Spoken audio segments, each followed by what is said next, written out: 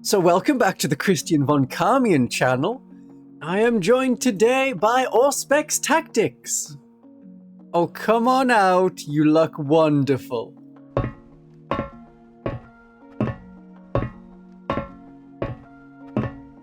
Observe him well, for in this PNG state he takes a step closer to becoming a Vtuber. One of us, one of us.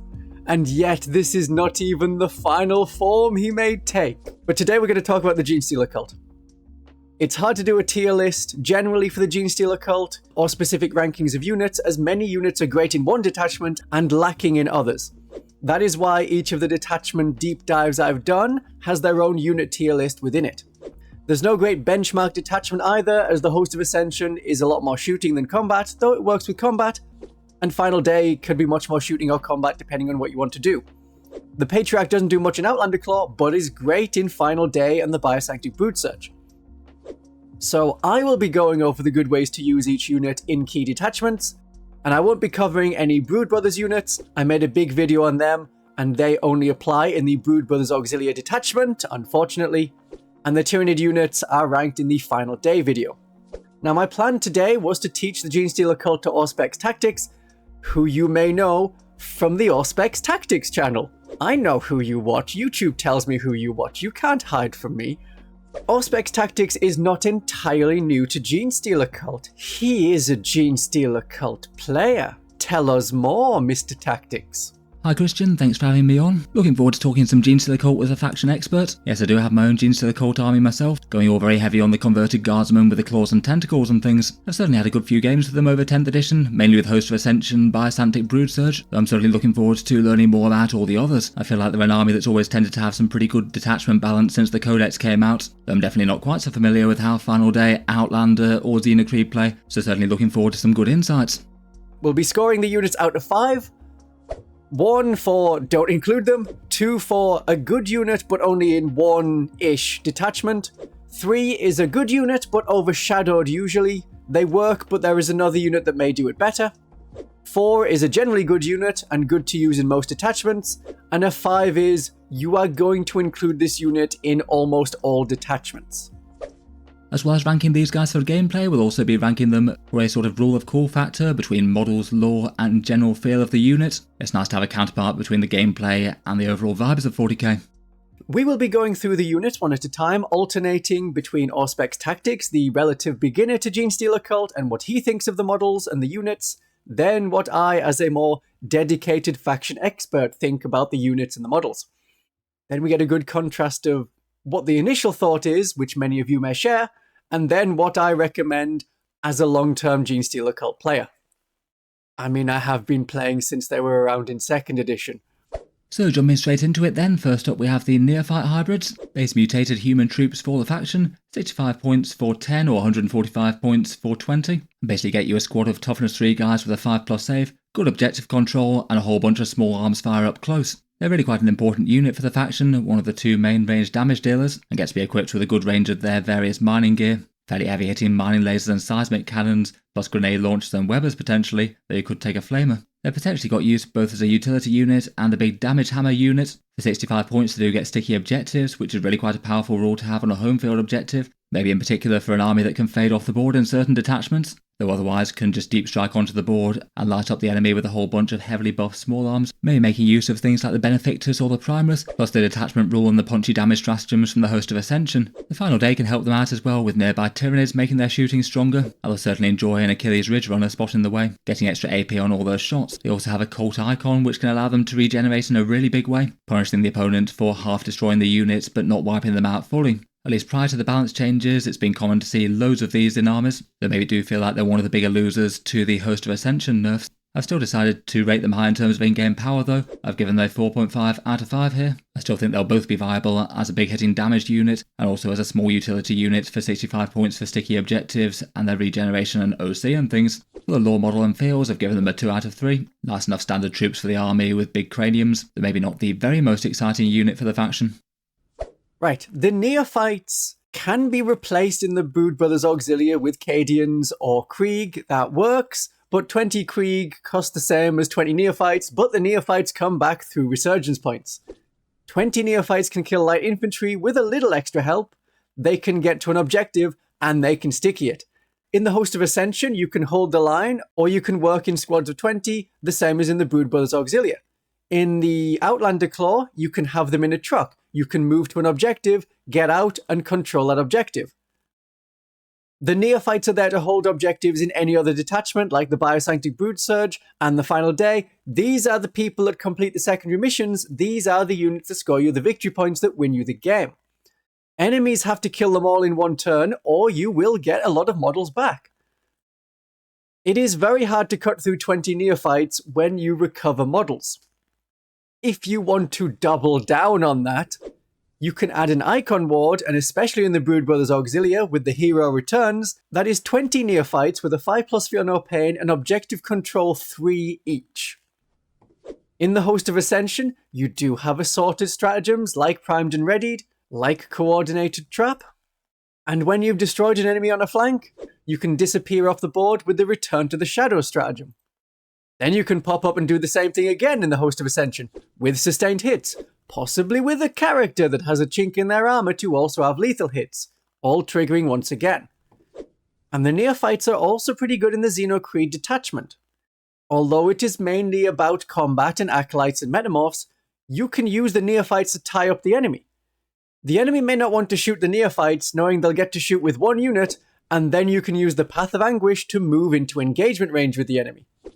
Do they have enough tiny knives to take out your guys that use tiny knives? Maybe not. So the Neophytes are great for holding objectives, scoring points, and blocking the enemy. And also, they can do damage in certain detachments. These are a great unit, and you want them in your army regardless of detachment. 5 out of 5. As models, as the lore, I'm giving them a 3 out of 3. This is a great representation of the 3rd and 4th generation of the hybrids. And I find that the progression of the hybrids and the different levels, going from Purestrain Genestealer, 1st, 2nd, 3rd, 4th, and back to Genestealer, that is the most interesting thing about them. That is what got me into the Genestealer cult in the first place. The really cool, oh look, it's like the Xenomorph alien, but with extra steps. That's what I like. And the Neophytes are a great part of that, and I'm so glad they're such a core part of the army.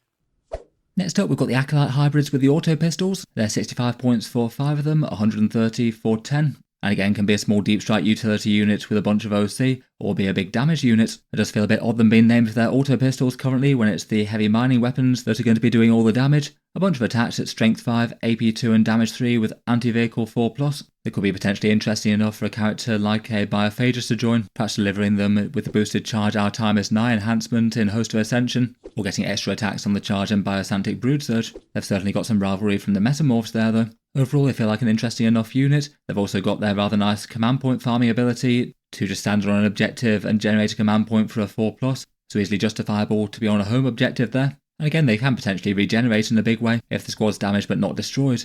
I feel like Acolytes are quite efficient for the whole resurgent points as well. Both the 2 and the 4 point levels seem pretty nice. Overall, I've also given them a 4.5 out of 5 for gameplay, multiple good uses, a strong utility unit, and are alright as a melee damage dealer too. For the models and lore, I've given them a 2.5 out of 3. I do quite enjoy their big mining weapons. I use Acolytes with Autopistols and mining tools for combat. Other people may use them for the mining ability to potentially get command points and leave them on the home objective. I prefer Neophytes for that job because 10 Neophytes for the same points gives you a larger area to block deep strike compared to 5 guys. Using them either way is optional, but that damage 3 mining tool can really mess people up. Metamorphs may be better. Demo Charge and Handflamer Acolytes may be better. It depends on the situation. But I really like the mining tools. A squad of 10 with 6 mining tools can mess people up, especially when you can get +1 to hit, which is really easy to do. Final Day will give you +1 to hit from the detachment rule. In the Xeno Creed, you have +1 to hit and +1 attack from Frenzied Devotion, the stratagem. Or with the Primus, in any detachment, you can have +1 to hit.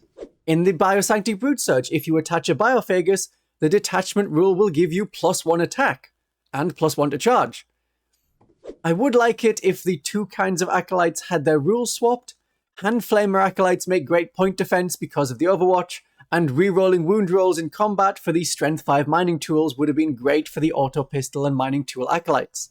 In the Index, when everyone was taking demo charges, I advocated taking at least one mining tool, because after throwing the demo charges, you could still use a really cool mining tool. They're good for the mining tool. I'll give them a 4.5, same as Auspex, but for lore and models, I'm giving them a 3 out of 3. A wonderful representation of the first and second generation hybrids, and it's a great kit. You get about 15 models worth of bits with 5 bodies, so if you know someone who has some spare bodies, or a 3D printable version of some bodies, you can get a lot of acolytes from the one box. Great personality in the box. I really, really like it. And it's easy to build as well, without being the Modern Games Workshop shoulder attached to a thigh kind of parts. Next up, we've got their equivalent with the Hand Flamers, a little bit more expensive at 70 points for 5 of them, 140 for 10. And again, being named for the pistols, though they do have some great big demo charges if they want them. Maybe not quite the same amount of hitting power as they used to be from the Index version though. They'll each be able to throw out a whole bunch of shots, hitting on a 5 at strength 9, AP 2 and damage 2, but then the demo charge is expended, at least unless you revive the squad with Colt Ambush. En masse, the Hand Flamers can definitely be dangerous in their own right as well, particularly given that the squad can reroll all wound rolls against an objective marker, and I have seen people just using them playing out with the Hand Flamers, not even always using the demo charges, as that means that you could fire out of Deep Strike and just barbecue an enemy small infantry unit. Otherwise they at least have a little bit of melee threat, have good OC and the potential to bounce back big with the Colt Icon once again. Again, quite a nice skirmishy utility unit for fighting with the enemy's objective grabbers and things. I've given them a 4 out of 5 for gameplay here. Again, for models and lore, I've given them a 2.5 out of 3. I do quite like the demo charge model. Again, these guys definitely have big fun factor. I like Acolytes with Hand Flamers in any kind of list. Infantry Horde, Mechanized, Monster Strike. A small unit of 5 is all that is necessary. They can pop up, complete missions, take objectives, clear light infantry with their Hand Flamers, and their small footprint allows them to deep strike almost anywhere. Don't take the demo charges. This is not the Index. The strength is lower, we haven't got the stratagem support to make them work well. The demo charges only work in the Host of Ascension. That's because you can arrive 6 inches away from the enemy, so your demo charges will be in range to fire, as they are 8-inch range and otherwise would not be from Deep Strike. But I find there's often better stratagems to spend command points on in the Host of Ascension, especially now, than tunnel crawlers just to get those demo charges in range. And it's not usually worth adding a Nexus to use a stratagem for free. I had taken a unit of 10 with a character that has Assassination Edict in my tournament army because that can delete character combos. Between the Hand Flamers, the demo charges, the sustained hits, and getting to fully reroll wound rolls against enemies on objectives. But I much more recommend a unit of 5 with the Hand Flamers. Or 4 Hand Flamers and an Icon is best. The Icon is optional. If you don't need it, then of course I have it. If I need it, I didn't take it. It's eternal pain. But I like being able to say, oh, well, the enemy only killed 4 out of 5 of them, so now there's 4 of them back, with Hand Flamers still being a pain. They are surprisingly good in combat, as their reroll wound rolls works not just for shooting, but for melee as well, and they have some decent cult knives and claws. They're currently clashing with 5 Purestrains, which are 5 points more and can do a very similar thing, but the Purestrains have 2 wounds and a 5+ invulnerable save. Each of the units can come back for 2 resurgence points. But the Acolytes with Hand Flamers are a 5 out of 5. You want them in every detachment. They will score you points. I'm glad that the core of the army, the first and second generation hybrids that these represent, are again the important part of the Genestealer Cult force. I once again give the models a 3 out of 3. The minor caveat is because of the split profile between one kind of Acolyte having one datasheet, one other kind of Acolyte having another datasheet, you could build it wrong. Next up, and for the third option out of that same kit, we've got the Hybrid Metamorphs. Not battle line these guys, but 70 points for 5 of them, 140 for 10, so the same cost as the Hand Flamer Acolytes. They make a fair few trade-offs compared with the previous datasheets, only having 1 OC, though are a little bit tougher with a 5+ feel no pain. They can scout forward 6 inches, so I've got plenty of ways to get them into melee between that and Deep Strike and Rapid Ingress and other shenanigans. Scout could make them pretty interesting out of a Goliath Truck as well. In melee, they attack with a whole bunch of Strength 5 and Damage 2 attacks that you can swap out for the Mass Damage 1 attacks if you happen to be against Hordes. The leader gets a boosted profile, and then you can choose hand flamers or not, depending on whether or not you wanted a big surge move. I think I'd be probably more tempted to take the hand flamers personally, with a bit more guaranteed damage and potentially even quite a good Overwatch unit if you've got 10 of them. Again, they get a cult icon to regenerate a bunch of models. They could be particularly nice with a Biophagus, both in the Host of Ascension and Biosantic Brood Surge. Giving them some lethal hits is exactly what a low strength but okay damage profile wants. Both detachments also have ways to get them into melee easier as well. The boosted charge enhancement in Host of Ascension, and the core detachment rule and a stratagem from Biosantic Brood Surge. They seem like they're going to be strong enough to be usable just about anywhere now though. Final Day could also help them out in a very big way with boosted hit rolls and a big reroll to wound stratagem. I was kind of surprised to see these guys get a points cut. Again, I've given them a 4.5 for gameplay. I still feel like they've got very solid competition from the Neophytes and Acolytes. And again, for the models and lore perspective, I've given them a 2.5. Basically the same sort of models as previously, but with far more fun mutations. Again, another bunch of fun models to exemplify the Genestealer Cult aesthetic. Scout is very good. I do love a truck to have the scouting, and then you can get out with the Metamorphs, and because of the truck's ability, you can have full rerolls to wound with hand flamers on those Metamorphs. Something that the Acolytes with hand flamers would already have. The Metamorphs are great for fighting any kind of infantry.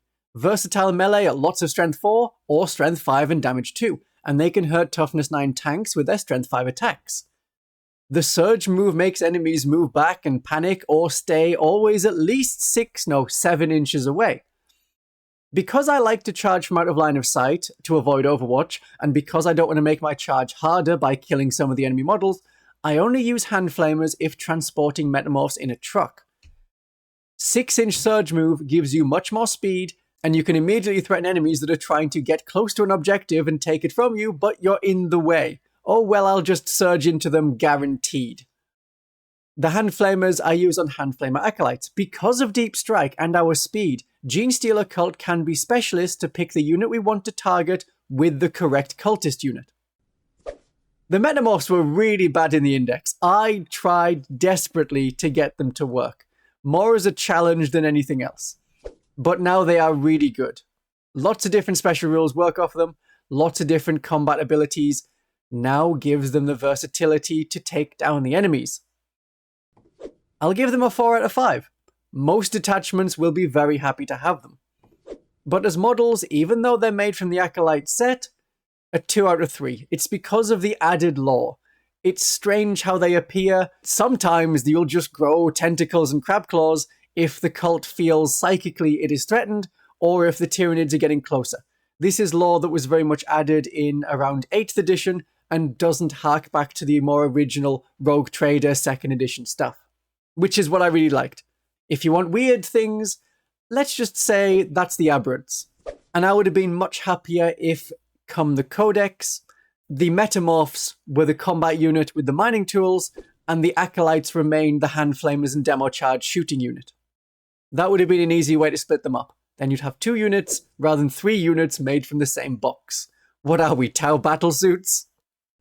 Next up, we've got the great big muscle-bound mutant freaks of the Genestealer Cult in the Aberrants. A big chunky infantry squad for 135 points for a smaller unit, paying a premium for 300 for the bigger one. Their toughness 6 with 3 wounds, a 5+ save, and a 5+ feel no pain. Not quite as chunky as they used to be with that better feel no pain in the index, but still they are going to make quite a lot of damage go away between high toughness, high wounds, and those saves. They're also -1 to wound from their hulking bodyguard special rule as well against high strength attacks. In melee, they've got a fairly generalist profile, 3 attacks at strength 7 and damage 2 per guy, enough to fairly reliably bully sort of medium infantry. They're not really stand out against tough stuff without additional buffs. They'll certainly like anything that could help them out with the wound rolls, potentially a Biophagus for his lethal hits. Could enjoy the reroll wounds from the Final Day detachment. Overall though, they certainly seem strongest in Biosantic Brood Surge, where they're a focal unit that have lots of support, getting them to melee easier, more attacks when they get there, and plenty of other stratagems beyond that.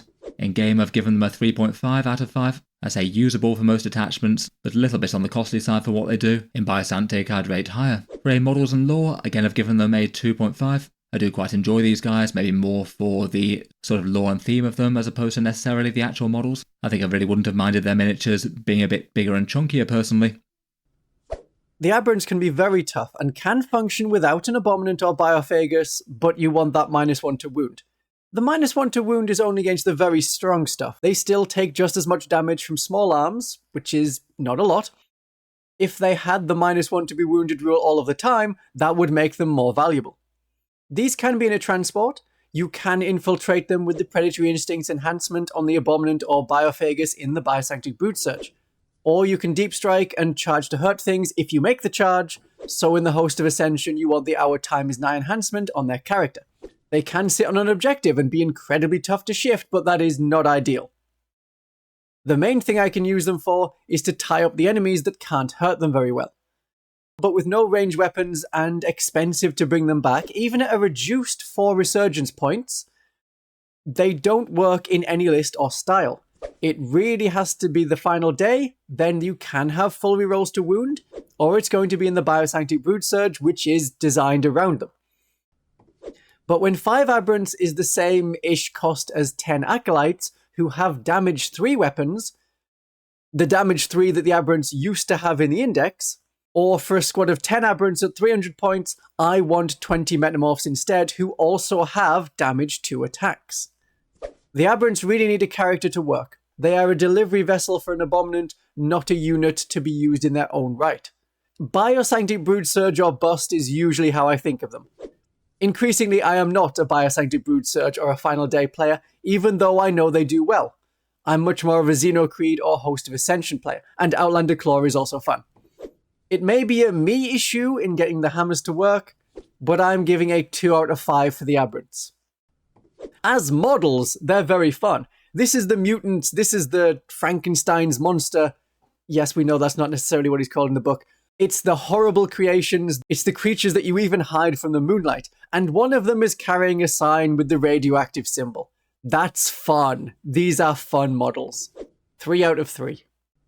Finally, for the infantry units, we've got the Genestealers themselves. The Purestrains are 75 points for 5 of them, dropping down to the 140 per 10, the same as the Tyranids. They're the main Genestealer Cult infantry unit, so always going to have more value for that. Starting in the midfield is excellent for screening back the enemy, and they've got good movement turn 1 as well with advance and charge, so if you wanted to, you could be using them to move, block, or tie up the enemy right from the get-go, if it did make sense to expend them in that way. When they get to the fight, they'll shred lighter infantry rather well. 4 attacks at hitting on a 2+ at strength 4 and AP -2, even if with damage 1, is pretty nice. Fairly guaranteed to stat some saves against most things, and with 2 wounds and a 5+ invulnerable save, they are at least going to take a little bit of volume fire to take down in return. Using the small unit role, they're quite a nice one for resurgence points. 2 resurgence points to get them back is rather good. Plus they're one of the units that's more likely to get killed early in the game to make sure that you get good value out of them before the end of the game. Particularly in the Biosanctic Brood Surge, they can be used as a damage dealer unit as well, getting a Patriarch to lead them for the devastating wounds, and again having all sorts of melee damage support there, enjoying the extra attack and maybe the +1 to wound against monsters and vehicles en masse. For gameplay, I have given them the 4/5 out of 5. Infiltrator units are just rather excellent and kind of auto-include in 40k if they're this cheap and efficient, and having some OK speed, damage profile, and the ability to be used as a big scary damage unit in some detachments is only a bonus. For the lore model and themes, I have given them the full 3 out of 3. They're the unit that basically names the army. Pretty iconic within Warhammer 40k as a whole. I enjoyed the V-sculpt that the miniatures got in 10th edition as well. The Purestrains are very good infiltrating units, and they have the claws to fight off enemy infiltrators and remove enemy screens. You can also block enemy infiltrators by deploying a line of 10 Purestrains in the middle of the board, and then when the enemy cannot deploy near you, redeploy them at the end of the deployment phase with the Primus to put them somewhere better, ready to capitalize on where the enemy weak spot is. Do that in all the detachments, but bikes are also going to do a similar thing in the Outlander Claw with their Scout. And infiltrating characters can also work. Even in the Outlander Claw, I want some Purestrain Genestealers. In the final day, with an enhanced Patriarch with sustained hits from Inhuman integration, and full rerolls to wounds from the Hyperferocity stratagem, or when they get devastating wounds with the Patriarch, that's fantastic. Or in the Biosanctic Brute Surge, they are better because they get even more attacks when they charge, and they are definitely going to charge as they move 8 inches normally and can advance and charge. So you can move block in turn 1, giving you time to seize and control objectives. And at 2 resurgence points for a squad of 5, I prefer them to Acolytes, as they can come back and advance and charge from cult ambush markers and quickly complete secondary missions. 5 out of 5 for gameplay. All the detachments want them. And a 3 out of 3 for the lore and the models. They are nice new models, they're a key part of the Genestealer Cults lore, despite not getting battle line ever, and they've stuck around since the very first edition of 40k. Although they became less weird xenomorph and more an interesting multi-generational parasite. So next up we have the Atalan Jackals, 85 points for 5 of them, 150 for 10. And that gets you a unit of skirmish scout bikes, could rush up to screen if you've got first turn, or just make sure they're tucked behind terrain safely somewhere if the opponent happens to roll it. I'd say their main advantage is their speed and mobility, and for that speed and mobility have at least a reasonable amount of damage and defense even if they don't crazy excel in either. 12 wounds at toughness 4 with a 5+ save and stealth will take a bit of focus fire to bring down, and between the various weapon profiles and perhaps a big mining laser on the wolf quad, they should be taking chunks out of most enemy units, though might be better at close range between demolition run and the potential for a follow-up charge with power weapons if you really want to try and get every bit of damage out of them. They did go up to 85 points for the small efficient screening 5-man units, which I think maybe has taken the edge off them a little bit, though I still think they remain very good for the screening skirmish role. They're going to be particularly big in Outlander Claw, getting sticky objectives, and a bunch of stratagem support. They're pretty usable everywhere else for screening and move blocking. Overall, I've given them a 4 out of 5 for gameplay. I've given them a 2.5 out of 3 for the lore and models. I did quite enjoy putting my squad of them together myself. They've got lots of nice little details and are pretty fun and dynamic. The Atalan Jackals were very popular for a while after they dropped down to 75 points for 5. They have gone back up to 85 points for 5, but I think it's stuck in people's mind that these are a very good and usable unit.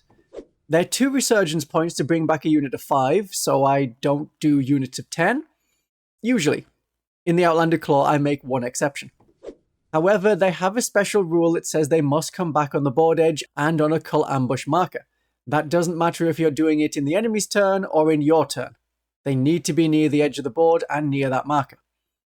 The demo run is now once per turn, so we don't have many different shenanigans like in the index where we can do it over and over and over again, and it's only in your turn that you can do it. But move forward, combo with the grenade stratagem, and maybe a lucky mining laser from the wolf quad, and you can bring down big enemies that are worth far more points. You can advance and use the demo run special rule.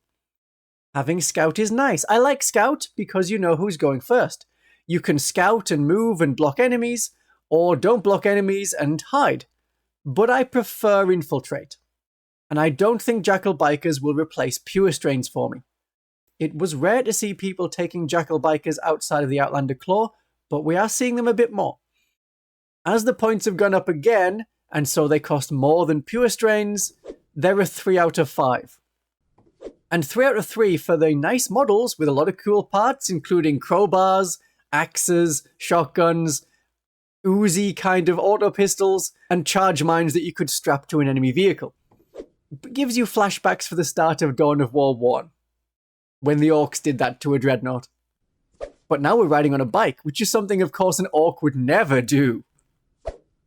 So next up we're on to the Achilles Ridgerunners, 95 points for one of them and 170 for 2 now. These have been absolutely staple auto-includes for the Genestealer Cults and are likely still going to be, even if the efficiency of the single one with a mortar went down a bit. Each one has a 12-inch move with a scout move of 9 inches, so you can get them into position either hiding behind terrain if it's the opponent's turn 1, or maybe angling for some lines of sight with mining lasers if it's yours. The defense isn't awful for the points cost at 170, though it still doesn't really stand out. I feel like it's quite bad for the 95 point one now. And the main big value that makes them auto-include is debuffing an enemy unit for getting extra AP against that squad, both at range and in melee, and as a result there's no real reason you wouldn't want them in just about every list. Pretty much all of the exciting Genestealer Cult units can make great use of that, a lot of attacks being either AP1 or AP2. They could potentially hand that out with a spotter from out of line of sight with the mortar. Any damage that the mortar does is just a bonus really. I'd be tempted to take the spotter for that one to make them hit on a 3+ and reduce to 4, as I've certainly had times where it's just flat out missed if relying on hitting on the 5+. Otherwise they can go direct damage with the heavy mining lasers, effectively D3 las cannon shot, hitting out to 36-inch range, and they've got a few buffs on offer, say from Final Day, or potentially even arriving from Strategic Reserve in Host of Ascension. I'm sure there's good stuff for Outlander Claw as well that I'm less familiar with,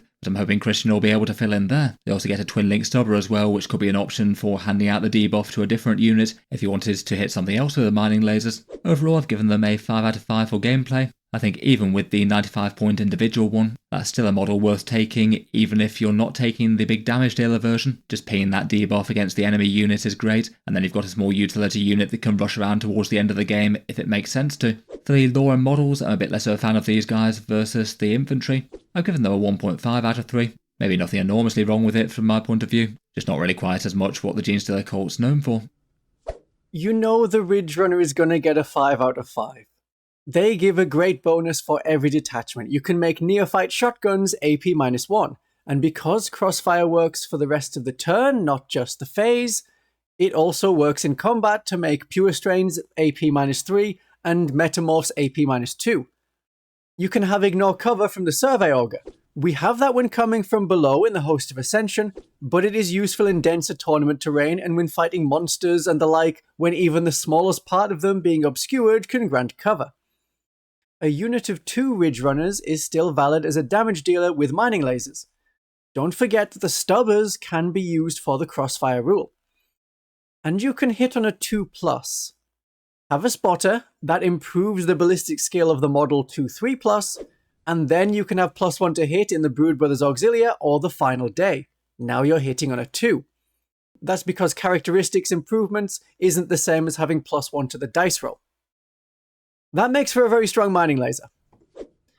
But I prefer the Mortar in the Biosanctic Brood Surge or the Final Day when your infiltrating units may be the other side of walls and inside the enemy's deployment zone very quickly. The Ridgerunner is very fragile. So you can have a flare launcher, then you get the smoke keyword and can use smoke screen for free, or in the Outlander Claw, they get deft maneuvering, so for 1 command point you can have a 4+ invulnerable save to keep them alive a little bit longer. Only in the enemy shooting phase.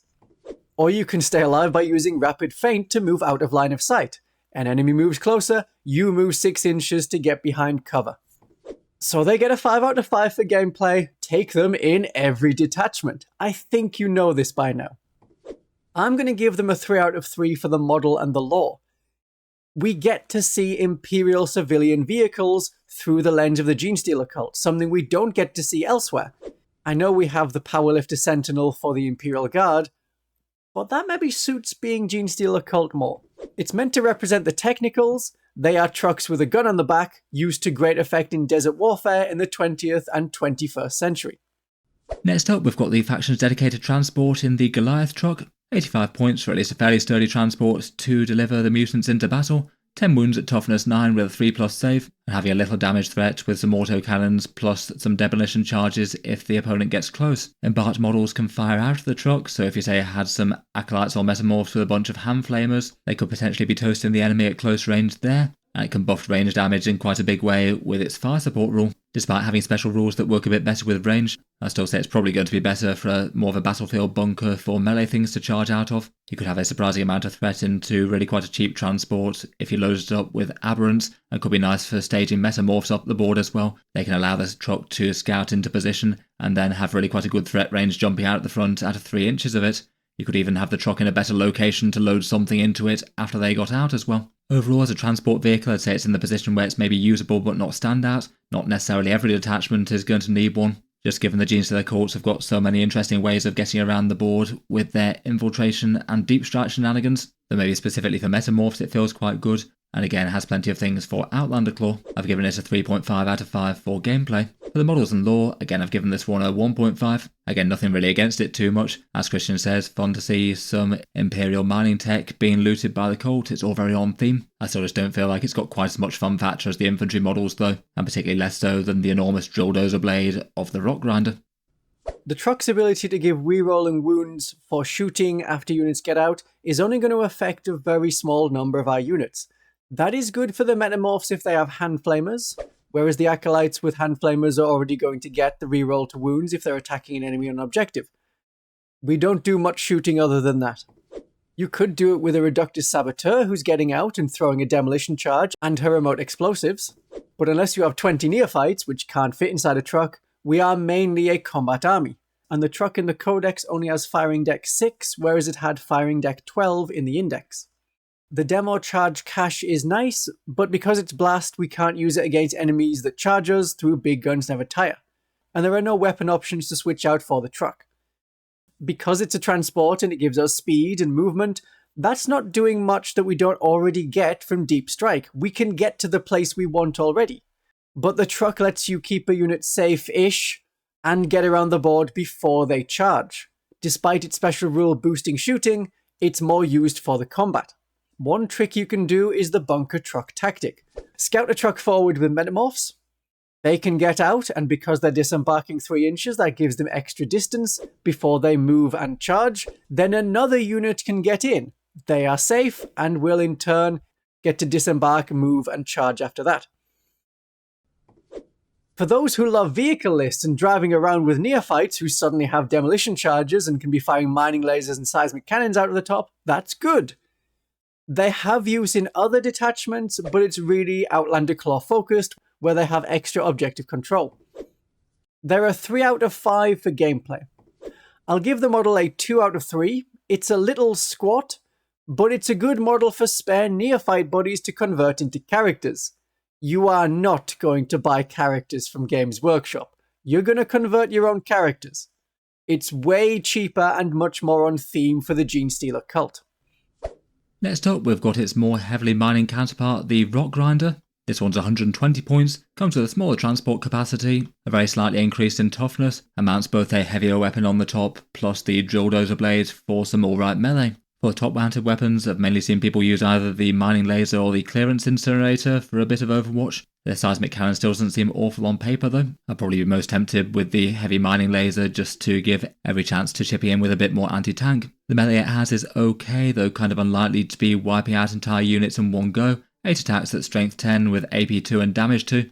Better against sort of medium infantry like Space Marines versus truly tough stuff. Its special rule could potentially be disruptive, though I don't think it's really all that strong, forcing opponents to desperate escape, though it does always put the choice in your opponent's hands. If they really care so much about the casualties, they could remain in combat with it. Usually losing a few models isn't the end of the world, and you can still fire at the Rockgrinder while it's in melee, and you could even command point reroll the test if failed. Compared with the truck as well, I feel like it's harder to transport a meaningful amount of models here. I guess small units of Aberrants are an option, though it sort of feels like an unusual way to use them. Overall, it does feel like if you can manage to bring both its range and melee damage to bear, and get at least some use out of the transport, maybe with a small utility unit of Acolytes or something, there is enough here to be playable, though I would rate it as one of the more overshadowed Genestealer Cult units, at least maybe outside of Outlander Claw, with the advantages in that. I've given it a 2.5 for gameplay, and for lore I've given it a 2.5 out of 3. As if a regular bulldozer wasn't quite enough, having enormous power drills on the front of it must be kind of intimidating to have that bearing down on you. The Rockgrinder is a transport, but can only transport a small unit, and it can't scout even with Metamorphs because it is a transport but not dedicated transport. Who would make that kind of mistake? This is where I would put a 5-man Acolyte demo team, but really I would put my 5-man Acolyte demo team in reserve so that they could blow up the enemy off a home objective or appear in a corner to complete a secondary mission. The Rockgrinder can give protection and, importantly, speed for Aberrants, but that's about it. You can have guns, big guns, on the Rockgrinder, but the heavy mining laser can also be put on the cheaper Ridgerunner, and it is the same heavy mining laser, and the Ridgerunner gives you crossfire. Even with a better profile than the regular truck, the Rockgrinder doesn't have the toughness to charge up the board. And I am factoring in stratagems like a devoted crew so that attacks against your Rockgrinder are -1 damage. That's usually only going to play a factor against damage 2 weapons. They become damage 1. It's not going to matter so much against las cannons that are d6 +1 damage. They're definitely inferior to the Ridgerunner, and I think too many points compared to the regular Goliath Truck. So it's a worse transport than the bigger truck with the bigger transport capacity and the support bonus rule. A more usable unit rule. Even if you have a combat unit with Aberrants that don't get any use from that truck special rule, that truck can carry more models. You could have 2 squads of 5 Aberrants, or 2 other different units of 5.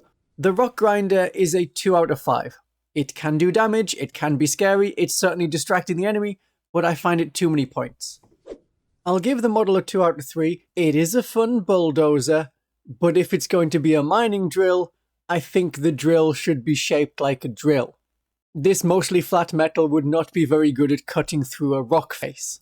Moving on to the extensive Genestealer Cult character roster now, and we'll start off with the big granddaddy bug himself, the Patriarch. 75 points for the Genestealer in Chief, and that gets you a 6 wound toughness 5 model with a 4+ save and a 4+ invulnerable save too. For stats for the cost, it's really not too bad for that. It has some fairly general purpose melee as well, with twin linked attacks at strength 6, AP 2 and damage 2, with devastating wounds. He infiltrates and can join a Purestrain unit, giving them devastating wounds, turning them more from a utility unit into a damage dealer, particularly with some higher damage attacks mixed in there. Those other special rules are a little bit on the disappointingly niche side. Battle shocks in the fight phase rarely affect too many things. I guess could occasionally unreliably prevent some stratagems though, or I guess in theory help out with certain end of turn secondary objectives. I feel like there's other battle shock rules they could have given him though that would have been more impactful. Overall, despite really quite a cheap points cost for good stats, he's been rather niche for the Genestealer Cults. Lots of more optimised lists choosing to pass him up unfortunately. Those perhaps most stand out in the Biosantic Brood Surge, where he can take the Biomorph adaptation for the extra damage. Damage 3 is really quite a big deal to his attacks, helps him out with a little bit of extra AP as well. Overall for gameplay I've given him a 3.5, while it's rarely played outside of the Biosantic Brood Surge, I don't think it's quite as far behind as the internet might seem to think. I usually include one in my armies and it's generally done okay for the points cost. I can see why it'd be overshadowed by other options elsewhere though. For model, lore and fun factor, I've got to give him the full 3 out of 3. Really quite a nice centrepiece, and of course being the biggest and most exciting model lore-wise, just gives him a lot more presence. I like the Patriarch, but the Biosanctic Brood Surge and Final Day is likely the only place to take them. I have seen a Patriarch run alone to be a difficult character to take down, but the Genestealer Cult have so many lone operative characters it feels unnecessary. I do have a new appreciation for their cosmic horror ability to cause battle shock, because if enemies charge me, they may end up battle shocked, so they can't use stratagems, and as long as the Patriarch or one of the Genestealer Cult models survives on the objective, that is my objective, and the enemy remains battle shocked all through my turn. That can stop your opponent scoring victory points, and I can gain victory points as something that would have been taken from me, or I can now score that objective at the start of my turn. And this is an aura, so you can affect multiple units, and also the Patriarch doesn't have to be in combat. And once per game it can be boosted to a 12-inch aura. It depends on the enemy faction you face as to how effective that will be. Because it happens in the fight phase, the enemy can't use insane bravery on it, and you also cannot ever use command reroll on a battle shock test, something people miss.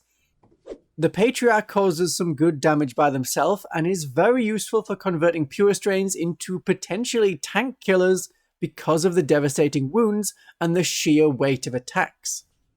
I will give the Patriarch a 3 out of 5. If you end up just facing enemy screens and infiltrating units, that seems a waste of the Patriarch. But if you can get into something meatier, a Patriarch is a really good choice. I'll give the model a 2 out of 3. There is only one model, it is in a character set. It is mono-pose, so there's no multi-pose option. It is nice that the model is the Genestealer Cult symbol when viewed on the side, but we know that this isn't as good as the original Patriarch model on the chair. Next up we've got the Genestealer Cult Battlefield Captain in the Primus. 70 points down from 80 as per the balanced data slate, though he has had really quite a big change in his special rule. Previously he'd allow units to reroll all hit rolls, which is rather excellent with Neophyte shooting and damage combos, and the +1 to hit just isn't quite as effective as that, both just on the raw numbers for the amount of hits that you can expect, and also for things like Overwatch. It also means that you won't get quite so many lethal or sustained hits as well, which is certainly relevant for the Host of Ascension. Despite all that, he has got cheaper, and it's still a powerful damage buff to a unit that might often be hitting on a 5+ with heavy mining weapons that they're lugging around. He does have a little bit of personal damage threat that might have a better chance of striking than some in melee, given that the opponent's often got 20 neophytes to chew through before they get to him personally. And his other special rule is quite a nice one with decoys and misdirection, allowing you to redeploy units or put them into strategic reserve, which will allow you to just wrong-foot the foe with deployments. And it's particularly nice for infiltrating Purestrains. He's a particularly good bearer for enhancements as well, say the chink in their armor 1 in Host of Ascension. Despite being toned down a bit, I've still given him a 4 out of 5. I felt like he is still strong, though isn't as standout as he was before the change. I still feel like overall him and the Neophyte damage combo will still be viable. For model and lore, I've given him a 2.5, having a lot of the fun factor of the regular acolytes, and does the job well as a pretty standard generic faction leader.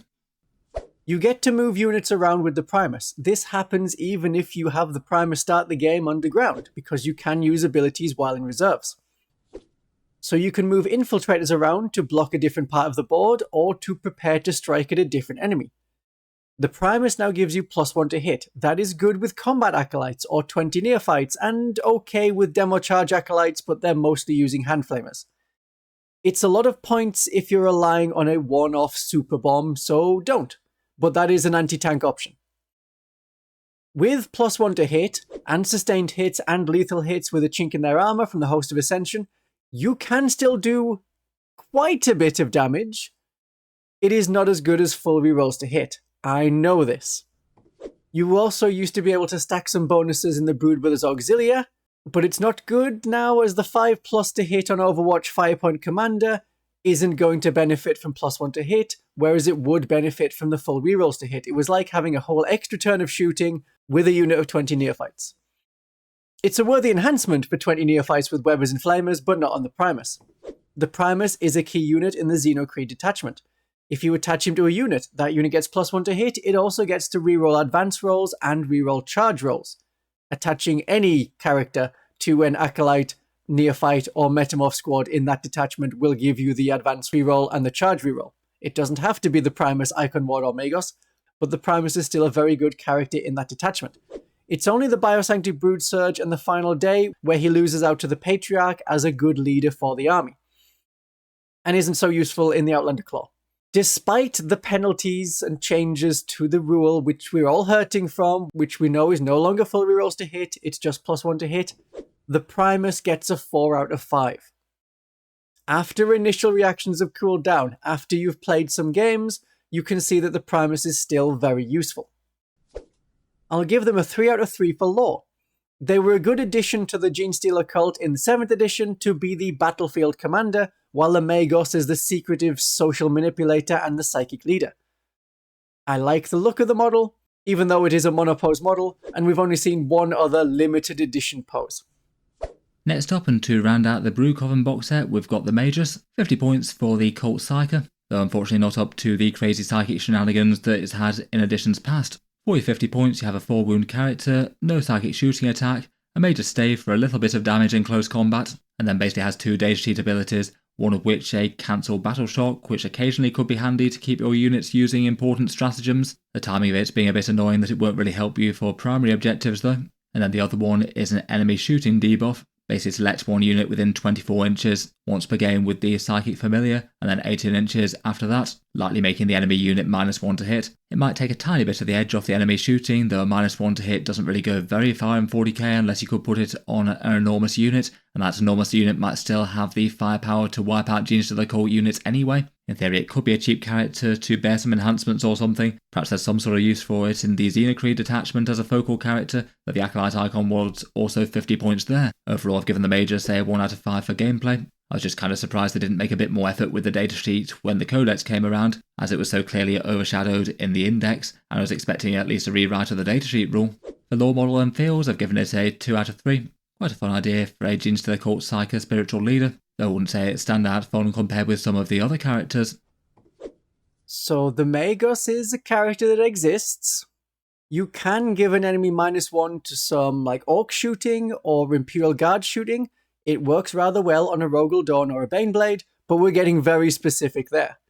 This ability doesn't need line of sight. And you can get lucky and be -1 to wound rolls as well as -1 to hit rolls, but we can't rely on luck to win our revolutions. The Magus has very few uses that another character cannot just do better. You could have a Magus operate alone in the Xenocreed and then get them shot for the Vengeance of the Martyr stratagem, so your Acolyte, Neophyte, and Metamorph units can fully reroll hit rolls. There we go, there's the Primus back. It's full rerolls to hit, but only against one enemy, and you need to sacrifice a Magus to do so.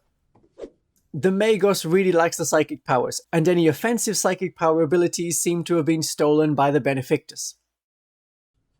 The Magus gets a 1 out of 5 for gameplay, but a 3 out of 3 for lore and models.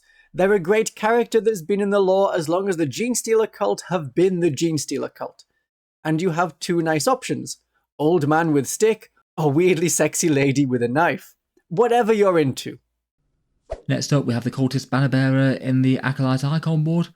50 points for a 3 wound character for this one. Not really doing much on an individual level with a few Cult Claw attacks, so it's all about the leadership things for him. He gives models in his unit a 5+ feel no pain, boosted to a 4+ for Metamorphs, and then allows you to do some salvaging of a cult ambush marker. That was quite a lot more important when they were the only way to get units back on the board. The feel no pain definitely isn't nothing. I don't think I'd really rate it for Acolytes or Metamorphs quite so much. I don't think it's going to make the difference between them being an overall durable unit or not, but for a squad of Neophytes that at least takes a little bit of slogging through with some valuable heavy weapons to try and preserve, he could be a little bit more tempting. In general though, I think it's going to be making more sense to have them hitting harder as opposed to tanking damage a bit harder. So it very much feels like a secondary choice to the Primus or Benefictus, which he can't combine with. He might be more tempting in Xenocreed, where he's one of the central characters there. And I guess he is interesting in a character that can scout up with the hybrid Metamorphs if you did want an enhancement or something with them. In general though, he feels pretty neat, and maybe a victim of the Genestealer Cults having quite so many good characters to be able to choose from. In game I've given him a 2.5 out of 5, and for the model and lore I've given him a 1.5 out of 3. Nothing hugely wrong with the model, basically an Acolyte with a great big flag. Yes, the Acolyte Iconward is the Warhammer Fantasy Battle Standard Bearer Man in 40k. These aren't Skaven, these are Genestealer Cult. The Acolyte Iconward is too many points for a feel no pain only, now we don't need to protect the cult ambush markers. He's a Xenocreed character, and between Iconwards and Metamorphs you can have a lot of feel no pain across your Xenocreed army. In the Xenocreed you also have the truck tactic. You have Metamorphs and the scouting Iconward in a truck, it scouts forward, you can disembark, you can then advance and charge, either using Incendiary Inspiration as an enhancement or the Tireless Fervor stratagem. As long as you can get into something you need to destroy, it's a great idea. But remember the points investment. In the Brood Brothers Auxilia, you can have extra objective control with the hero returned, and attaching that to a 20 man of Neophytes means that you have 20 objective control 3 models with a 5+ feel no pain. Those 20 Neophytes that are regenerating with their cult icon can hold an objective forever as long as you can get onto it. Don't worry about causing damage, just hold the objective for the whole game. I give them a 3 out of 5 for gameplay terms. They're mostly used in the Xenocreed, but can be used in other detachments. I'll give them a 1 out of 3 in terms of lore. There's nothing particularly special about the guy that holds the banner in an army where we have a lot of cult icons and banners, and he is just an acolyte with a big banner. It's not even a particularly fancy banner. The model could have been much improved. Next up, we've got the bike leader in the Jackal Alphus, 55 points for a motorbike with a sniper rifle, a 4-wound character that can ping enemy units from afar and move, shoot, move. The Colt sniper rifle on its own isn't really going to be very reliable at taking out characters, even if you do manage to convert the hit roll, and the opponent does fail its save. After any command point rerolls they might want to do, you've still only got 3 damage, though I guess occasionally you might be able to slot a heavy infantry or 2. For special rules, it can debuff an enemy unit, allowing you to reroll hit rolls of 1 against that squad, which could be rather nice for buffing your shooting, potentially helpful enough for Neophyte Hybrids or Achilles Ridgerunners. It's maybe a bit disappointing that it only works if the sniper rifle actually hits though, so if you're on the move a third of the time, then it just won't work at all. I feel like if that rule just went off automatically marking a target that you could see, then it would be a bit more tempting. Otherwise, the second special rule is at least interesting. You can move, shoot, move with this model's unit, so it could just be the lone Jackal Alphus while moving about pinging units with its debuff, or could apply to an entire squad of Jackals, maybe shooting and then hiding behind terrain. It does feel like it's interesting for positioning and could help out with a lot of incidental fight, though maybe not crazy easy to make reliable use of it for a squad going forward, unless it's just overall worth it to have the Jackal Alphus ping out in and out of terrain trying to mark targets for the shooting, and sometimes succeeding. Overall, I'd be probably more tempted to use as an attempt to mark shooting rather than attached to a Jackal Alphus squad. I've given it a 2.5 out of 5 for gameplay. It genuinely doesn't seem awful for being able to reliably mark targets and then reliably keep safe with the move, shoot, move, and then maybe one more fast moving utility unit for the very late game. Model and lore wise, I think it's quite a fun one. I've given it a 2 out of 3. Certainly got some good vibes to it, pulling up on your motorcycle and then blasting an enemy commander from half a battlefield away. I have tried using the Jackal Alphus alone and it rarely works. They don't have lone operative, so if there isn't the right kind of cover near to an objective, they're not going to survive. They can get the angle for shots because of their speed, but they haven't got good follow-up damage. Their main purpose is to take out heavy infantry rather than characters, unless there are some 3-wound characters, like in the Imperial Guard or the Adeptus Sororitas. The Sanctus sniper has the better sniper rifle. You can drive around and score some points with the Jackal Alphus, but you get more wounds and more weapons for a few more points if you have a Jackal Bike Squad. In the Host of Ascension, or Brood Brothers Auxilia, or the Final Day, you could tag an enemy unit so that other units in your army can reroll hit rolls of 1. It is unreliable as it only works on a 3+. They can help the Jackal Bikers in Outlander Claw, because you can get close to demo run, and then shoot, and then move back to either move block or get into safety. They're a little bit useful across a few detachments, but not greatly useful in any particular detachment, and other characters often do what they do, but better. So they get a 2 out of 5 from me for gameplay, and I'm going to give them a 1 out of 3 for the model and the lore. It's not a very special model, and I don't think a sniper should be a unit leader. Next up, we've got the Abominant, the muscle-bound mutated freak leading the Aberrant squad. He's a big, tough, chunky character at 85 points, going down a bit in the last balance update, and has 5 wounds at toughness 6 with a 5+ feel no pain. He can bring a bit of actual anti-tank muscle to an Aberrant squad, 4 attacks at strength 12 with an AP 2 and damage D6 +1. Quite nice to have a profile that's going to be wounding lots of common vehicle things on a 3+ rather than a 5. For the buffs he gives his unit, he gives you a 4+ fight on death for models slain, always a handy thing to have for very frontline brawler units that might well get countercharged. And then he's got a particularly nice special rule where he can stand back up on a 2+, which means that most of the time you're not going to be removing him in any one phase, and hopefully come back for another round of damage or doing some utility or objective things in the next turn. Overall, it's definitely going to be more standout in the Biosantic Brood Surge versus elsewhere. The extra attack on the charge helps out that scary profile, and Aberrants are just all around better there.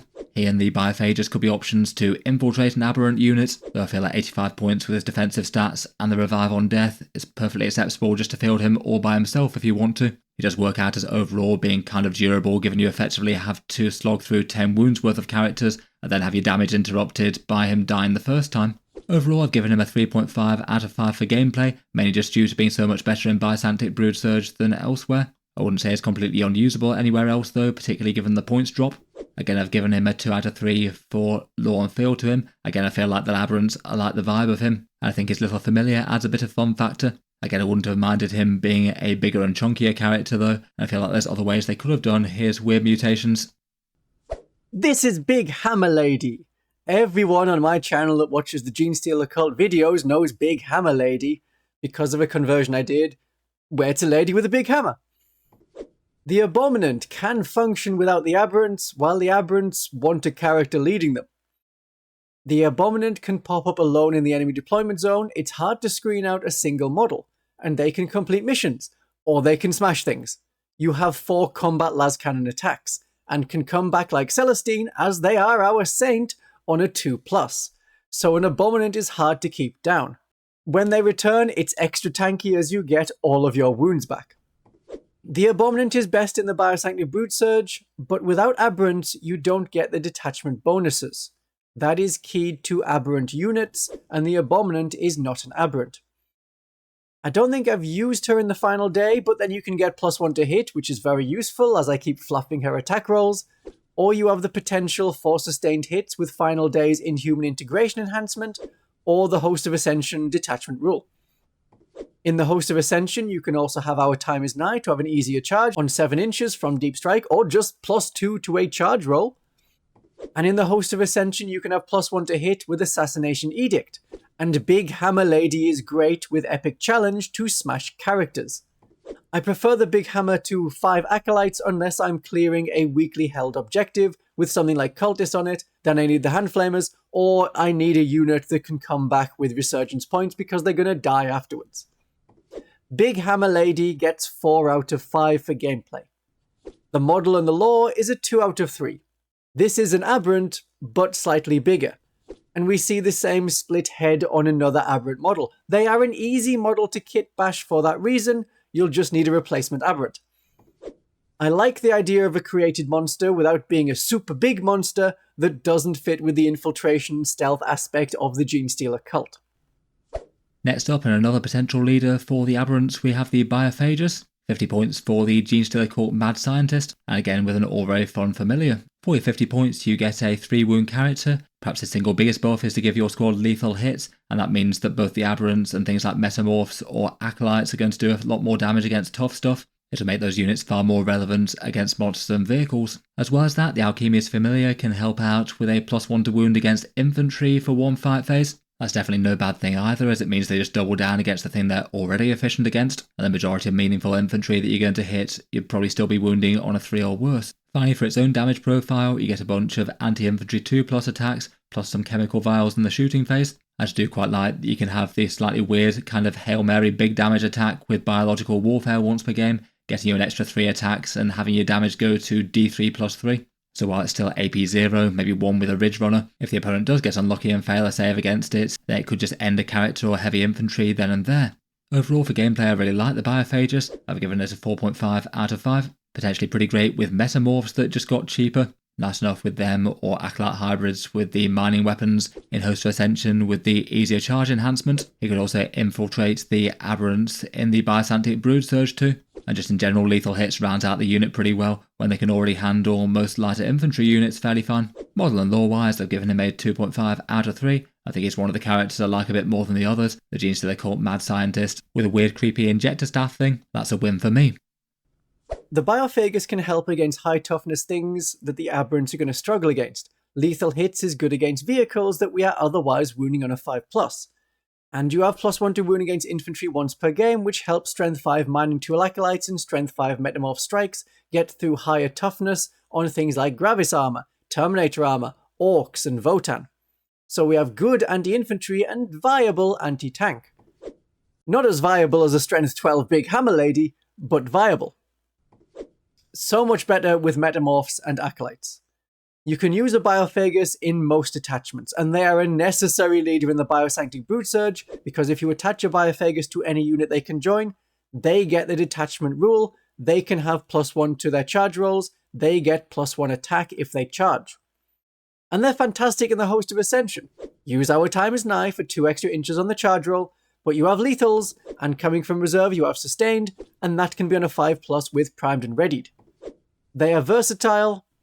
I will give them a 4 out of 5. And the model gets a 3 out of 3. It's a great model, the perfect twisted helix leader, and his familiar is the top voted familiar. Sounds good then. Do you want to maybe just have a quick break to get some drinks and things? That's a good idea. Let's have a break. I'm going to go for tea. Negative oil must eat oil. Right. While he's refueling, I think I should mention that you can buy any of the Genestealer Cult units for cheaper than going through Games Workshop. I have affiliates linked in the description. If there is one in your region, it's better to go through them than Games Workshop, and using those links helps my channel, as they give me a small amount of money for every sale made through that link. If you're looking for discount codes, for maple brushes, I have 15% off. Use code Vtuber, and then you get some very nice brushes for far less than you would normally have to pay. Okay, I'm going to drink my tea, and Auspex can take you through the Benefictus. Moving on, let's go on to the big-brained sort of human zoanthrope hybrid thing that is the Benefictus. They're a 70-point leader and grant lethal hits to their units, which means they can make Neophyte Hybrids shoot significantly harder. Several of those profiles really enjoying some auto-wound goodness against tough targets once again, and then they double down on the anti-tank duties with a couple of effectively las cannon style shots out of their focused psychic cascades. Using that isn't without risks though, given that you basically have to take hazardous for that, and they do have a chance to one-shot themselves in one turn. So ideally, if going for the boosted version, might not be the worst idea in the world to have a command point on standby to reroll. For detachment synergies, it works rather well in the Host of Ascension, which is already pretty good for first strike damage coming out of reserves, and it could potentially combo with the Assassination Edict, giving you a +1 to hit against character keyword units. It also seems to be at least relatively commonly fielded in Final Day as well, taking the 20-point Inhuman Integration enhancement, giving you sustained hits 1 as well if the Tyranids can be nearby. Overall, I would rate it as a strong model, though maybe a little bit limited in scope to buffing the Neophyte Hybrids. I certainly want the full 20 of them to get the good value out of those lethal hits. I've given it a 4 out of 5 for gameplay. And for model feels, I've given it a 1.5 out of 3. I do like the fun factor for it, but I feel like it's one of the ones that just treads the line a bit too close, or just looking a little bit on the goofy side. The Benefictus is there to give you lethal hits, especially on the big Neophyte squads. You could have them with the demo charge acolytes, it's pointless on the hand flamers, but you get lethal hits on the bombs, and any failed hazardous rolls from the Benefictus get passed on to the bombers. But they're mainly used in the Host of Ascension, where the alternative is a chink in their armor for lethal hits. But if you have that in one place, you have the Benefictus in another place on a different squad of 20 Neophytes. Their head is a 2-shot las cannon. Or you could play the Brood Brothers Auxilia and take some real las cannons. They're much cheaper. Now don't be daft and try and take 1 to 3 Benefictus in a cult truck. Then you can overcharge their head and the hazardous would always apply to the truck. That is absurdly expensive. Just take a Lehman Russ. The Benefictus is now the same price as the Primus, so you have to weigh up if you want lethal hits, or if you want +1 to hit. The Benefictus' other ability is silly and useless, because it has such terribly specific wording that Games Workshop has never bothered to change. Once per battle, at the start of any phase, you can use the ability, and this model changes their 5+ invulnerable save to a 4+ invulnerable save. So it's not even like the Battle Sister Canoness, who can once per battle have a 2+ invulnerable save. It's not even like the Primaris Psyker of the Imperial Guard, who can give his unit a 4+ invulnerable save. She just protects herself. And that's not very Genestealer Cult, now is it? Despite their use in the Host of Ascension, it's only really the Host of Ascension where you use them, so I'm giving them a 2 out of 5. As a model, they get a 1 out of 3. This is a big brain psychic character. Their abilities, their profile, their existence in the lore, all of their abilities should just be moved on to the Magus. Then they can have an actually useful psychic ranged attack and some unit defense. I'm not a fan of the model being an Acolyte Iconward, but they've stuck a zone throw brain on top of the model. And it looks too much like someone was designing a meme rather than a gaming piece. Next up, let's take a look through the lone operatives for the cult. First up, the Reductus Saboteur, a very fragile 3-wound special character with a 5+ invulnerable save and stealth that does come with a rather enormous amount of ambushing explosives. For the various flavours, there's a regular demo charge which can be fired after advancing, some indirect fire remote explosives which might occasionally put some damage on something that you can't see, may be handy enough against valuable 1-wound infantry. Primed and readied allows you a 0 command point 1 use of the grenade stratagem. So ideally, if you can get within 8 inches without advancing, then you can both hit them with that and the demo charge at the same time. And then the really big deal one is planched explosives. If the enemy ends a movement phase move within 9 inches of you, then on a 2+, they take an enormous D3+3 mortal wounds. And against certain opponents, that could be enough to near enough justify the entire value of the Reductus Saboteur in one big shot. It is going to be at least somewhat in the opponent's control as to what they do that with though. Overall, between all that, that's a pretty enormous amount of damage threat for a lone operative that has some good utility value. They're just fairly excellent for units that the opponent can't interact with at long range, so it means they could fill in gaps in the backfield and know that they're not going to be under threat. Can be a good low investment unit to do certain secondary objectives with. And for the Reductus Saboteur, she also has Infiltrate as well, which while you wouldn't really want her to be killed on the front line, could still give you a few more positioning advantages on a cheaper unit than a squad of Genestealers. Overall, I certainly rate her as the single strongest lone operative. I've given her a 4.5 out of 5 for gameplay. I could have happily given her 5. Just maybe needs a little bit of careful play with some Overwatch as well, as even more standard squads might have the chance to shoot her dead before she can deal her big damage if she gets exposed against the wrong thing. The lore and model factor, I've given them a 2 out of 3. Maybe not looking enormously different from normal squads of Acolytes with demo charges. But again, there's something quite fun about just one character standing around with an absolute stack of various different explosives that they can all use at the same time, and that does have some good feels. The Reductus Saboteur is a character that can infiltrate. By infiltrating, you can stop enemy infiltrators from deploying near you. And assuming you don't roll a 1, you can blow up enemies from behind a building when they come onto an objective with the planted explosives. It's up to you whether you trigger it or not, so if the enemy moves a very light unit closer, like Gretchen, you don't have to set it off if those Gretchen are not really a threat to her. And then when the enemy moves some Meganobs closer, then you detonate the planted explosive. As long as you don't roll a 1.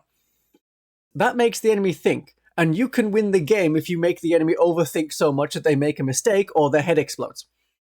Enemies will not want to go close to her, not just for the proximity mine, but also the grenades or the demo charge that hits on a 3+. And being close to an objective in the mid-board from the start lets you complete secondary actions in the first turn. The remote explosive is good to chip away at light infantry hiding on the enemy home objective. This is a very versatile character, but very fragile, and you have to use them carefully. You can have them in a Goliath Truck, especially in the Outlander Claw, and then when you disembark, you get to re-roll those wound rolls from remote explosives and from the demolition charge. as long as you shoot the same thing that the truck shot at. I will agree with Auspex on this one, to the point. 4.5 out of 5 for gameplay, and a 2 out of 3 for the lore. It's good lore. We are saboteurs, we are infiltrators, we are the French resistance crossed with every other insurgency. It's a nice model with 2 optional heads, one with goggles, one scarred. But this is easy to kit bash with parts from the Jackal Bikers, or Acolyte Hybrids, or Neophytes.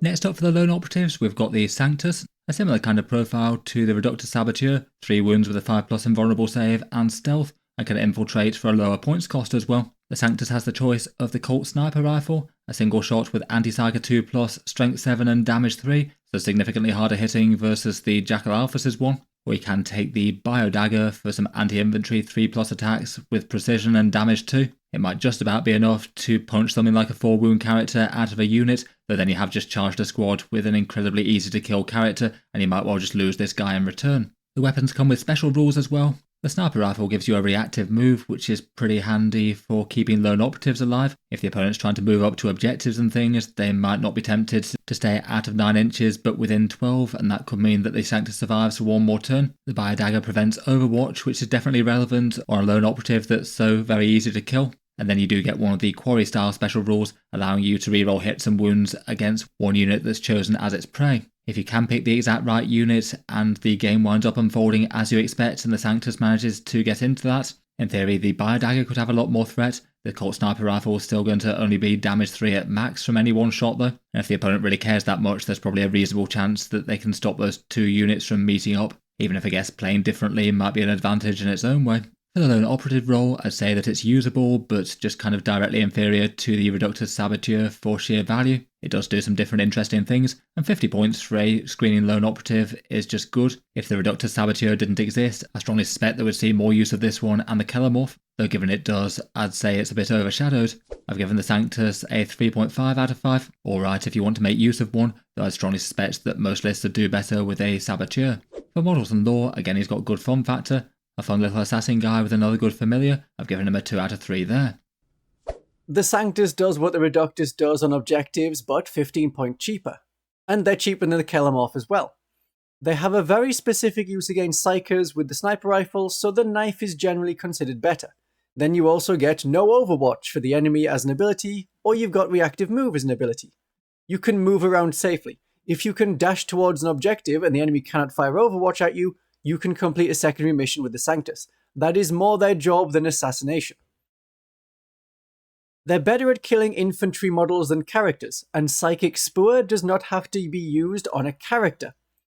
With a dagger, you can take out 5 Space Marine Scouts or 5 Marines because you can reroll hit and wound rolls with your AP-2 and damage 2 knife. The Sanctus Sniper should be fired at any psychic unit, but you don't need to hit the character. Damage 3 can blow apart a Terminator, and you wound any Terminator model with a Sorcerer on a 2+. You don't have to target the character to get that anti-psyker 2+. If you don't have the points for a Reductus, you take a Sanctus. There are 3 out of 5 in gameplay terms. For the lore and the model, I will give the Sanctus a 2 out of 3. They're an assassin. In an army where we have a lot of assassins, like the Locus is an assassin, like the Kellermorph is sort of an assassin, like the Reductus Saboteur, sure, it is a kind of assassin. We're done on assassins. But at least the Sanctus looks like an assassin and has the exact role of being an assassin. Next up, we've got the tri-pistol gunslinger that is the Kellermorph. 60 points, so cheaper than the Reductus, but more than the Sanctus, and yet another lone operative with 3 wounds and a 5+ invulnerable save. This guy doesn't have infiltrate and doesn't have stealth, and for his damage he gets a flurry of fun pistol attacks, 6 attacks with the Liberator auto stubs, hitting at strength 6, AP 2 and damage 1 with devastating wounds. He will likely be able to chip some damage away from things like standard Space Marines and Terminators there, though is likely to be most effective against valuable 1-wound infantry with things like Aspect Warriors if he can get the jump on them. For his special rules, one unit hit by shooting attacks has to take a Battle Shock test, which occasionally might have some value preventing stratagems, and then his Hypersensory abilities allows you to make a D6-inch normal move as a reactive move to enemies ending within 9, which like the Sanctus one is useful but just a lot less reliable at D6-inch rather than a flat 6 inches, and that just might stop him from getting out of the fight.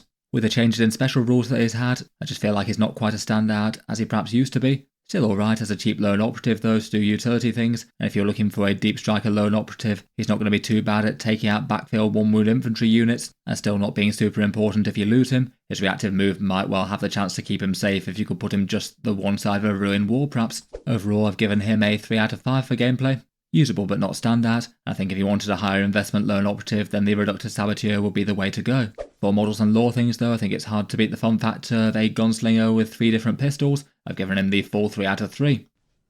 The Gunslinger Kellermorph can be used to complete actions safely because of lone operative, but the Reductus can also do this and doesn't cost many more points, currently 5 points. And they have good range, indirect fire and grenades for free, and a demo charge that hits on a 3+. The Kellermorph's reactive move and shoot is only against enemies within 9 inches, but 12 inches is within the lone operative range, so enemies can walk up to him, stand at a dueling range, and shoot him dead before he can move. His reactive move is D6, the Sanctus sniper has a reactive move that is better at flat 6 inches, and they are 10 points cheaper. We have other lone operatives that do similar things to him, but better, besides the cowboy aesthetic. The only place I think the Kellermorph can excel is in boarding actions. There you have close confines. The enemy will probably be moving within 9 inches if they're moving into line of sight at all. Then you can shoot and duck behind a corridor before they shoot you. That is very annoying, but that is only one game mode where the Kellermorph is useful. He can't infiltrate, so he relies on deep strike, a truck, or walking. I'm giving him 1 out of 5 for gameplay at the current time, and 2 out of 3 for aesthetics. He doesn't actually come with a cowboy hat, even though we all imagine the cowboy hat. And yeehaw pew pew guns is not an aesthetic I like, or one that fits with the Genestealer Cult.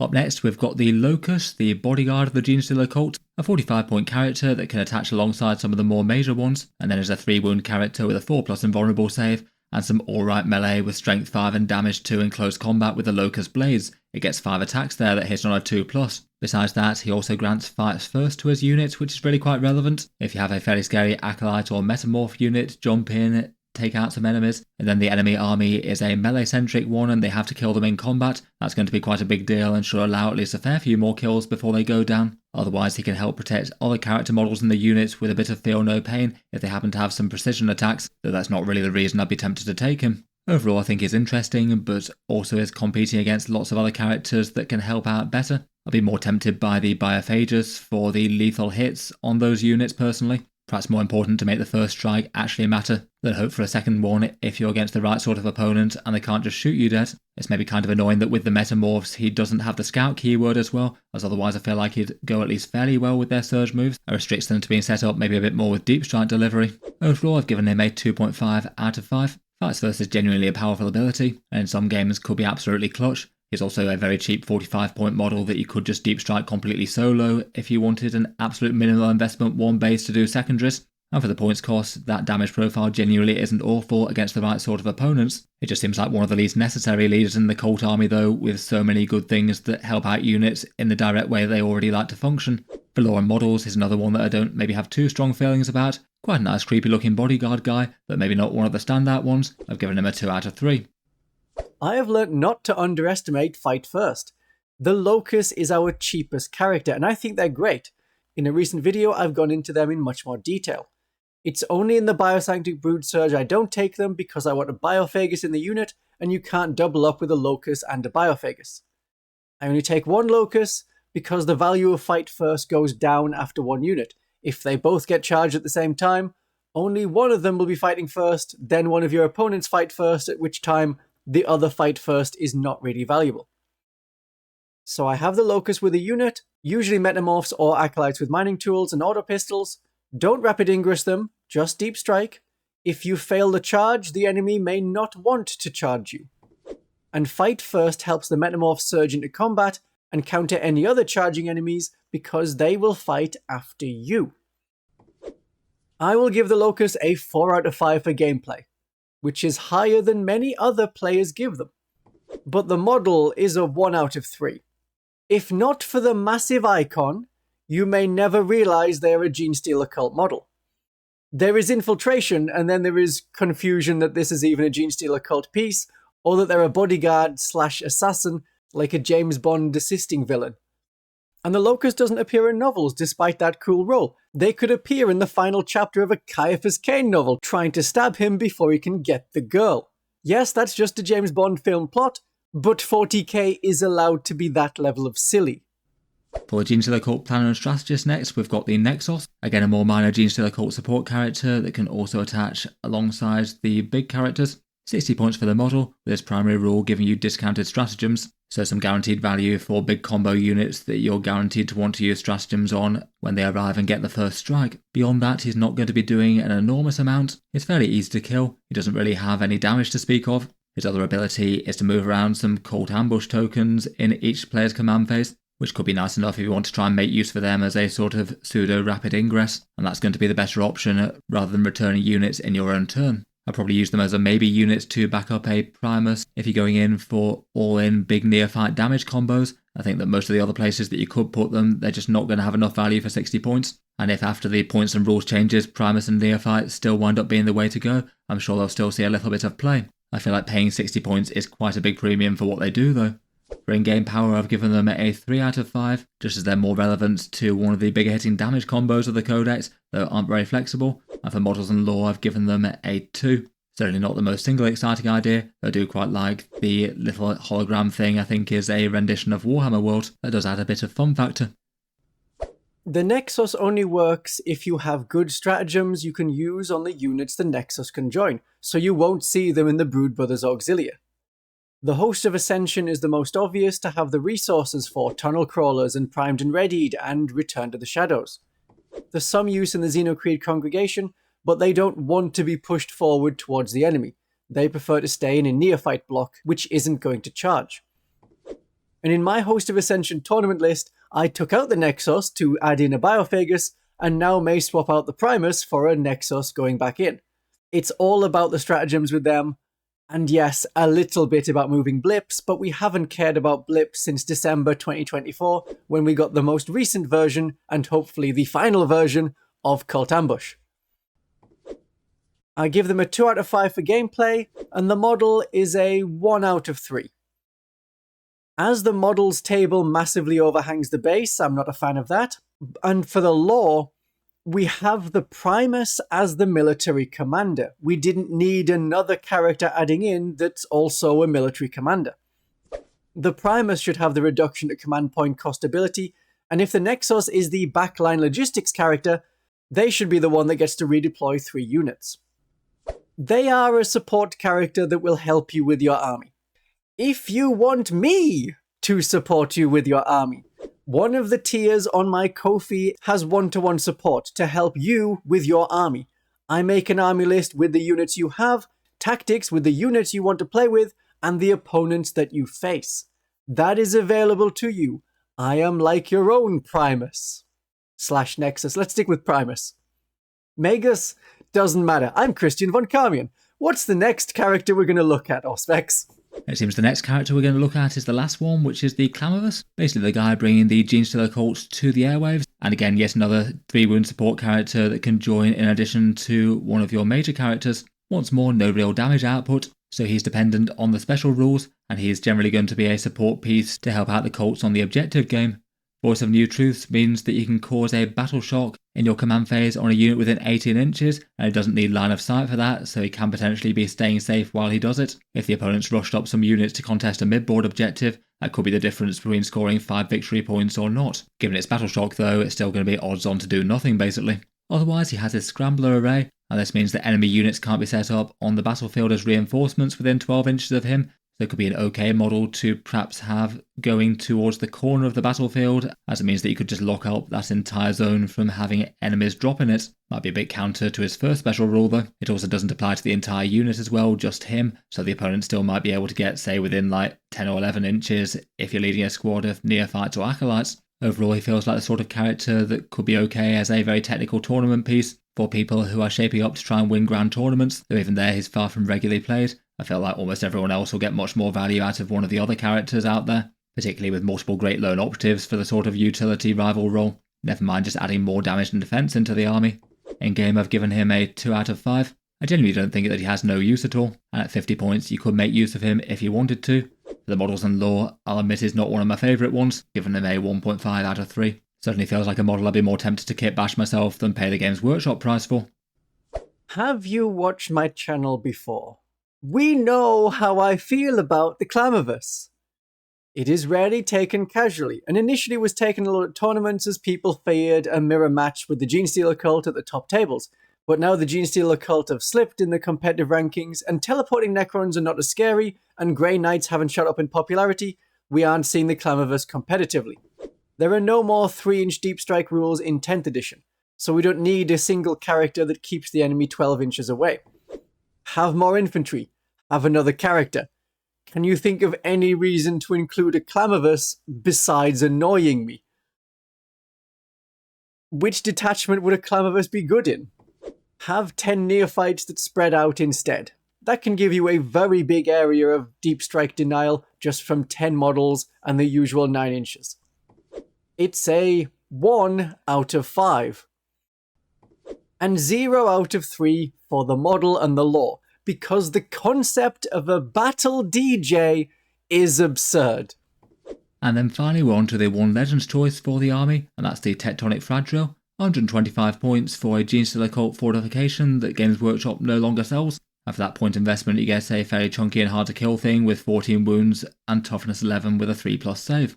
The only major special rule that it has is recycling cult ambush tokens, allowing you to put them down next to the fortification if the opponent happens to wipe them out elsewhere. Again, could be used for a sort of pseudo-rapid ingress if that made more sense than just dropping them in normally. Though given that that's kind of niche, the cover that it brings might be just as important. Otherwise I do find it kind of hilarious that it does get a melee profile as well. 6 attacks with really quite a big strength and good damage, though I guess pretty funny that it hits on a 6, I guess only hitting the enemies that are stupid enough to stand directly under the drill. Nice they support it with Legends rules for the fun factor, though not really going to be particularly strong in game. I've given it a 1 out of 5 for gameplay. I'll give it a 1.5 for models and lore. Kind of a nice background thing for the Genestealer Cults, though not one of the things I'd be most excited about as the core of the army. That seems to be Games Workshop stance with fortifications for their tradition as well.